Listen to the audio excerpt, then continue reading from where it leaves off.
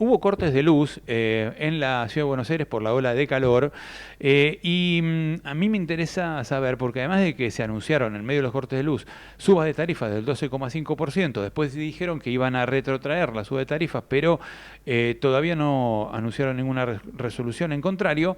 Me gustaría saber por qué se cortó la luz y cuáles son, digamos, los futuros pasos, ¿no?, del sistema energético. Vamos a hablar con un especialista, con Nicolás Gadano, economista, jefe de Empira. ¿Qué tal, Nicolás? ¿Cómo te va? Hola Mariana, ¿cómo estás? Buen día. Muy buen día, gracias por esperarnos y por atendernos. Nicolás, ¿sabés algo sobre el aumento de luz del 12,5%? Después se dijo que se iba a retrotraer. ¿Se firmó alguna resolución para retrotraer Eh, el aumento? sí, hoy salió una resolución de la Secretaría de Energía Ah, hoy salió. correctiva, Ujú. porque en realidad es técnicamente complejo, pero digamos, lo que sucedió es lo siguiente. Nosotros tenemos un sistema que ya viene del gobierno anterior, que es el famoso de la segmentación de los usuarios residenciales. Ujú. La gente se va a acordar que están los de N1 de altos ingresos, que esos de alguna manera ya se les fue sacando el subsidio desde hace mucho tiempo, después ingresos medios, ingresos bajos. Uno ahí se anotaba en un registro y mantenía cierto nivel de, o sea, un precio distinto, más bajo. El gobierno hace un tiempo fijó ese precio más bajo para los de ingresos medios y bajos con un porcentaje de descuento respecto al precio del que paga el costo de la energía, el de altos ingresos. Ujú. Y en una resolución que salió hace un par de semanas, la Secretaría de Energía dijo, bueno, vamos a unificar ese descuento para tanto la tarifa de gas como la tarifa de electricidad para ingresos medios e ingresos altos en y bajos en dos niveles diferentes. Bueno, modificó esos porcentajes. Ujú. Eso generaba que en este efecto que se vio en las tarifas de electricidad cuando finalmente se abrieron lo que llamamos los cuadros tarifarios de Nor y de Sur, o sea, lo que la gente va a tener que pagar, estoy hablando de Nor y de Sur, o sea, área metropolitana de Buenos Aires, que por ese efecto de estos porcentajes, los ingresos, los de altos ingresos, o sea, los que tienen N1 en la factura, tenían un aumento muy pequeño, que es lo que había anunciado el gobierno, de alrededor del 2%, pero el aumento se hacía mucho mayor en ingresos medios y en ingresos bajos, especialmente en los bajos, Ujú. por el efecto de esta resolución de la Secretaría de Energía. Entonces hoy lo corrigieron y dijeron que esa unificación de porcentajes, etcétera, se va a distribuir a lo largo de todo este año en su impacto. O sea que Ajá. ese incremento que iba a ser en un mes va a ser en 12 meses o 11 meses, con lo Ajá. cual va a ser mucho más chiquito. Tendría que salir el tarifario de Denor mañana, que lo publica el ente regulatorio, y ahí veremos definitivamente que el aumento no es tal, o sea que ese aumento del 12% se va a bajar a 2 y pico. El Bien. gobierno de alguna manera rectificó eso para que las tarifas, que es lo que tiene como idea general, ¿no? Que a lo sumo acompañen a la inflación. Ujú. Creo que este año no va a haber hasta las elecciones aumentos importantes de De tarifas. tarifas. Ahora vamos al otro tema, porque hubo cortes de luz, hubo aproximadamente 40.000 cortes de luz en la ola de calor en esta semana. Mucha gente, bueno, se quedó sin poder trabajar, etcétera. Y mucha gente se pregunta, bueno, la tarifa ahora me viene y pago 100.000 pesos, 50.000 pesos y pago mucha plata. Y no era para hacer las obras, para que no haya cortes, pero igual sigue habiendo cortes, ¿no? ¿Cuál es el motivo de los cortes? ¿Está en la generación? ¿Está en la distribución?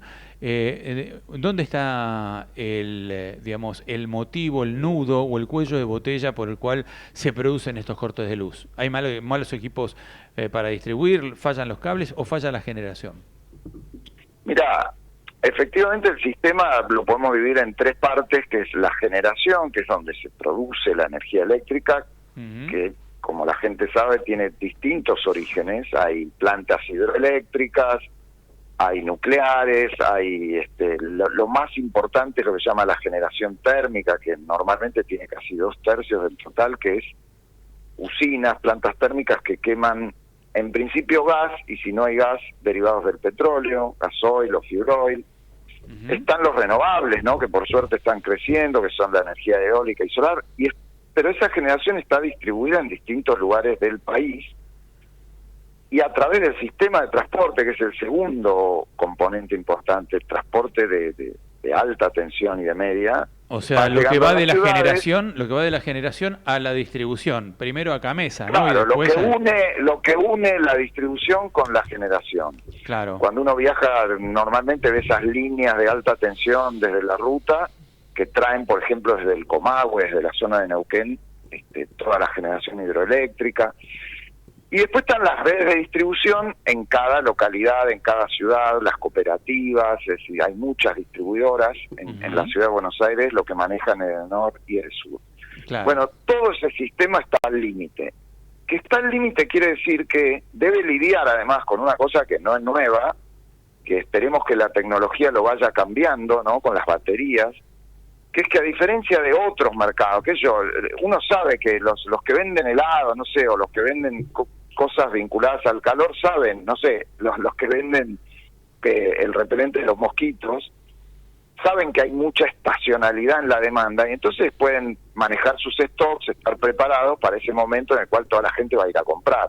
En energía eléctrica hay que tener preparado, no se puede estoquear la energía eléctrica masivamente. Entonces hay que tener preparado el sistema para picos de demanda muy extremos, donde la demanda verdaderamente crece muchísimo. El sistema argentino está en el límite. Ahora, ¿el sistema argentino está en el límite, Nicolás, en la etapa de la distribución o en las tres etapas?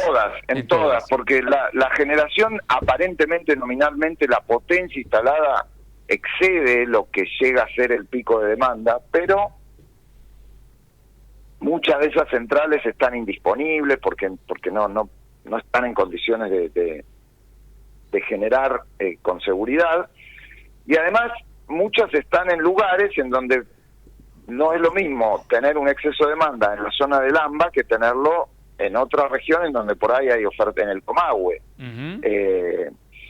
Entonces ahí entran a interactuar tus déficits de generación o tu escaso margen en generación con el problema de las redes de transporte, que están también saturadas en algunos momentos del año o del día, y la red de distribución, que es lo más crítico, la red de distribución, porque con muchos días de mucho calor empiezan a entrar en estrés y la probabilidad de falla es muy alta, y ahí sí, qué sé yo, si no se planificó la expansión de la demanda en un determinado barrio, en una determinada zona, y entonces aparecieron un montón de edificios nuevos que todos tienen equipos de aire, etcétera, etcétera, y no se colocaron los transformadores, los equipos que tienen que estar, la probabilidad de que si hay mucho calor y entonces toda la gente naturalmente usa sus equipos, la probabilidad de que haya una falla es enorme. Es enorme. Te pregunto, y la inversión para ir cambiando eso lleva tiempo también. Te pregunto muy puntualmente un par de cositas.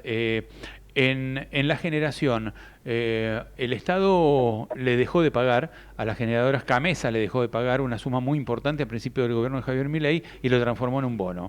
¿Sigue el conflicto entre las generadoras y el gobierno o Camesa por esa deuda o eso ya está resuelto? No, ese tema puntual se resolvió, fue un shock para el sistema porque nunca había sucedido, yo creo que fue un exceso. Pero bueno, formó parte de este shock fiscal del gobierno inicial. Claro. Fue parte de la motosierra, ¿no? Fue parte de la motosierra. Le cortó el pago a las generadoras y les dio un bono a 30 años, ¿no? Al 2038. No, más corto, pero sí, claro, un bono, sí. Al 2038. El 2038, sí. Pero bueno, no por el monto total, ¿no? Una quita. Y es una quita mal manejada desde mi punto de vista, pero eso se superó. Yo creo que quienes están al frente de la Secretaría de Energía hoy son bastante más prudentes, y están llevando adelante algo que empezó a aprobó hace unos días. María del Carmen Tetamanti, ¿te referís? María Tetamanti y Daniel González, que fue el CEO de YPF, que está de secretario por encima de María, y entre Toto y María, ¿no? Que fue un cargo que se creó de secretario de Minería y Energía. Sí, un coordinador, sí. Un coordinador. Yo creo que ellos están avanzando bien. ¿En qué sentido en esto? Que salió una resolución para que empiece a haber, porque el sistema eléctrico desde hace muchos años con el kirchnerismo quedó completamente intermediado por CAMESA. CAMESA es un organismo semipúblico que organizaba el despacho eléctrico, es una cosa muy compleja, y las transacciones económicas, pero de un tiempo acá quedó como ahí, que es el que compra todo el combustible, digamos, los generadores le venden a CAMESA y CAMESA le vende a las distribuidores, quedó casi como un intermediador. Un intermediador que está metido en todo, y ahora en el margen, o sea, como gradualmente empiezan a aparecer o se empiezan a autorizar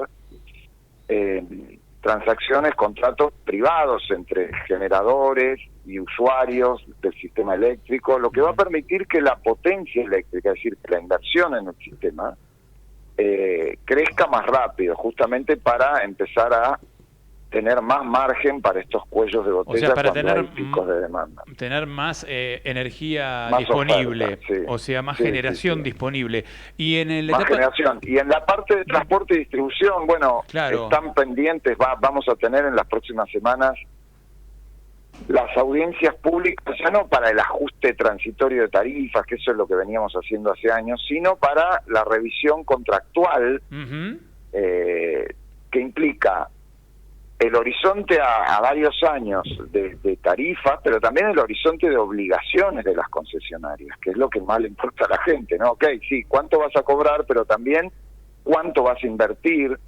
¿Cuáles son los compromisos? Las distribuidoras eléctricas tienen que cumplir determinados parámetros de frecuencia de cortes y duración de los cortes. Bueno, ok, ¿cuáles van a ser esos objetivos para los próximos 5 años? ¿Qué multas va a haber si no los cumplen? ¿Cómo van a invertir? Todo eso que hace muchos años que no se discute, bueno, se va a definir en las próximas semanas, en un contexto un poquito más estable de la economía, con tarifas más adecuadas para las empresas. Así que ¿pero van a comprar baterías para que no se colapse el sistema? ¿Van a comprar las baterías o los generadores de cada una de las... Edesur, por ejemplo, concretamente, ¿está en proceso de inversión o no? Edesur es la compañía que tiene la peor performance. Por eso digamos, hay distintas, sí, creo que es donde hace falta más esfuerzo para recomponer estándares de calidad que se han perdido. No es tanto lo de baterías era una cosa como de emergencia, afortunadamente, y cruzo los dedos porque todavía estamos a principios de febrero, pero hace un par de meses, 3 meses o 4, el panorama del verano era muy complicado, y de hecho el gobierno aprobó como un programa de emergencia, de contingencia, que hasta ahora, si bien, y yo digo esto y hay gente por ahí que está escuchando y se le cortó la luz, pero si uno mira el bosque, la situación ha sido bastante más favorable de lo que se preveía. Se preveía, sí. Bueno, hubo poco calor, digamos, relativamente, claro. Hubo bajas temperaturas para un verano, y también hubo un bajo consumo de industrias, ¿no? Por la capacidad instalada, que en muchos casos de industrias no consumían toda la capacidad instalada. Y hubo alguna coordinación para que ciertas industrias hagan sus paradas de planta, claro. Es decir, esperemos que de acá al fin del verano no tengamos ningún episodio de ola de calor, pero a lo que iba es que las inversiones importantes no son tanto las de la emergencia, que también sirven porque la gente en ese momento necesita una solución, sino más bien las estructurales que hagan que, esas zonas de la ciudad en donde siempre hay problemas, bueno, claro, se hagan las inversiones necesarias para que el sistema esté en condiciones de abastecer el pico de demanda. Y por supuesto eso, para que la gente lo entienda, implica muchas cosas también, ¿no? Hacia adelante, porque cuando el urbanismo es clave, porque si se permite que cualquier edificio se construya, nadie mire cómo va a reaccionar la demanda eléctrica, si la infraestructura sirve, y bueno, los problemas aparecen después. Claro. Nicolás, vamos a seguir con el tema porque es más que interesante y también sobre cómo es el futuro de otras energías, ¿no? Vos sabes mucho de este tema y siempre es un placer hablar con vos. Te mando un gran abrazo. No, un gusto y disponible para cuando ustedes quieran. Abrazo. ¿Cómo no? Nicolás Gadano, economista, jefe de Empiria,